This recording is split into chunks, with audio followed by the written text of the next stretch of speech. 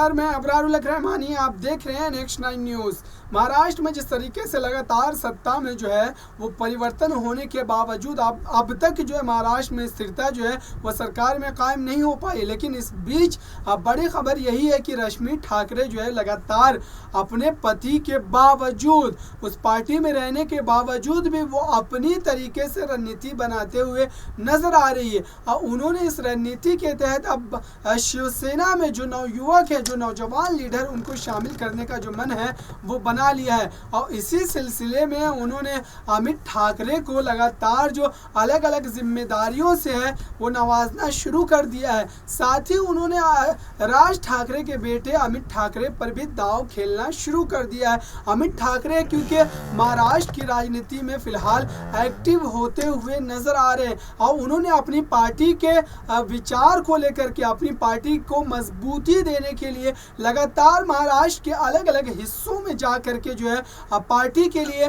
जमीनी स्तर पर काम करना शुरू कर दिया है। लेकिन अब रश्मि ठाकरे चाह रही हैं कि अमित ठाकरे जो है शिवसेना में रह करके शिवसेना पार्टी को मजबूत करें। और ये अगर ऐसा हो जाता है, मान लें, तो आप समझ सकते हैं कि महाराष्ट्र में शिवसेना जो है एक नई ऊर्जा के साथ उभरेगी और कहीं ना कहीं महाराष्ट्र में अपनी ताकत का लोहा मनवाएगी। क्योंकि ऑलरेडी महाराष्ट्र में जो है शिवसेना पार्टी में आदित्य ठाकरे जैसा नौजवान लीडर है और आदित्य ठाकरे ने इस बात को जो है प्रूफ भी किया है कि वो महाराष्ट्र में शिवसेना की कमान संभालने के लिए लायक और जिम्मेदार व्यक्ति है। और इसी सिलसिले में उन्होंने अब एक निष्ठा यात्रा की भी शुरुआत की थी और लगातार लोगों के द्वारा उसके रिस्पॉन्स जो है आने जो शुरू हुए थे, उससे वो कहीं ना कहीं प्रोत्साहित हुए और उसके बाद और ज़्यादा मेहनत करने की उन्होंने ठान ली। और जब अब के इस तरीके की स्थिति बनी हुई शिवसेना पार्टी को लेकर के,